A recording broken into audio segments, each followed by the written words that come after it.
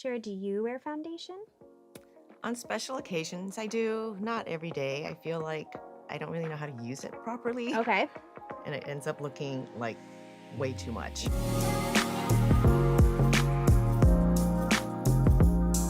As a makeup artist, one of my top questions is always about mature skin. So how do I prep it? What do I use for complexion products? What are my go-to faves? I'm gonna go through all of that today with my beautiful model, Sherry. Whenever I think of prepping the skin, I always think of peptides and really layering a lot of products that are going to give you like that juicy, glowy, plumped up look. So today I am going to use the Glow Recipe Pomegranate Peptide Firming Serum.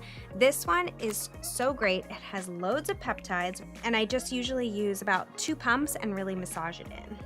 And usually I like to focus this wherever you have maybe the finer lines, because this is a really nice thin product. So usually you get a little bit more of like the fine lines right around here. So I like to focus it right in there and work it in, but really that's going to help to just smooth everything out. Feels great. It smells good too. It smells so nice. It's really light. It helps give that skin a little bit of a peptide plump. Another go-to product of mine is the Charlotte Tilbury Magic Cream. If you have not tried this cream, it has loads of really great plumping ingredients like hyaluronic acid. What I like about it is it kind of gives this like smoothing, diffused effect to the skin. And it's a really great texture for prepping, so it'll really glide on easily. And the reason I find that so important is because I really like to give a good facial massage before I do any sort of foundation. This will really help to just get the blood circulating in the skin, kind of giving you that instant lift. Ooh, that feels good. It glides on. It's so nice. It gives you just enough to work with so you can really work it into the skin. And really take your time with this. I like to, work outward towards the forehead for the brows to give them that sort of lifted effect, smoothing out any sort of 11s if they have them. And again, working in like this outward and upward motion. Another thing that I always check before I move on is if I've gotten rid of that slip, because initially when you're putting on so much lotion, it's obviously really slippery and moving around, but really at the end, you've known that you've worked it into the skin when you have a little bit more of a tack.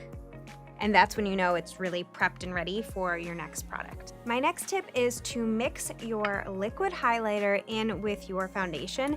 This will give you a really nice subtle glow without looking really, really shiny.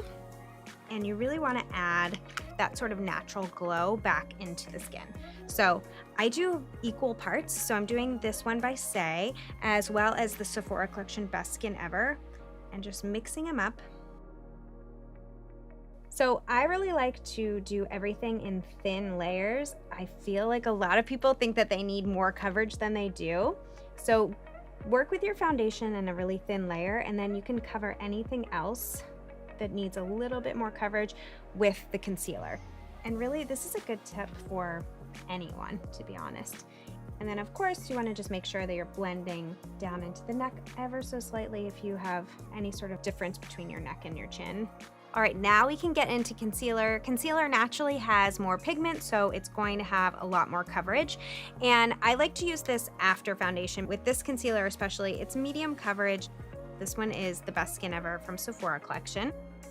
When I'm looking at Sherry's skin, I'm just noticing there's a little bit of like discoloration here and a little on her lid.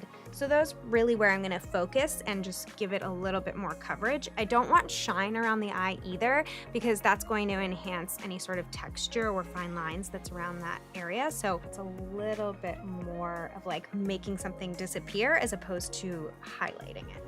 And again, thin layers, you will be shocked how it makes it so your mascara doesn't transfer. That's like one of the big things. Like, oh my God, my mascara always transfers. I'm like, use less concealer. And finally, I really love to use a cream blush. I feel like cream blushes are your best friend. They're super easy to blend into the skin. I like this one because it has hyaluronic acid in it as well.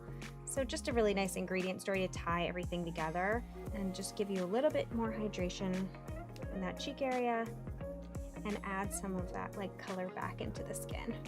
And I always focus the blush on the high points of the cheek. I put it even closer to the eye than you would think, because the lower you go, the more it can make you look aged. So this is usually like one of the top tips that I use, is just apply it a little higher than you think.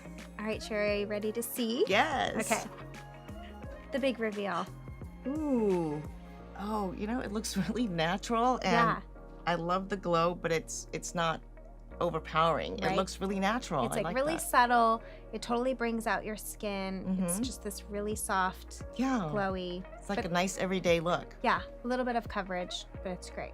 I love it. Oh, I'm so glad. And if you really want to get this plump, soft, dewy look, you can shop the shelf below. And until next time, bye everyone. Bye.